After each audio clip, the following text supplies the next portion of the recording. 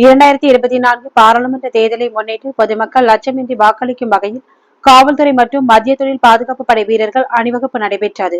தேனி மாவட்டம் போடியில் 2024 பாராளுமன்ற தேர்தலை முன்னிட்டு போடி நகரில் பொதுமக்கள் லட்சமின்றி வாக்களிக்கும் வகையில் போடி நகர காவல்துறை மற்றும் மத்திய தொழில் பாதுகாப்பு படை வீரர்கள் அணிவகுப்பு நடைபெற்றது.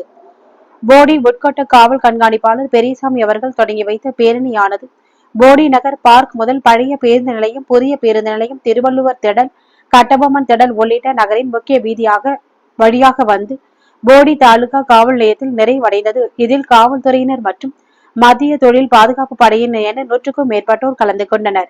பொதுமக்கள் அச்சமின்றி வாக்களிக்கும் விதமாக இந்த பேரணியானது நடைபெற்றது.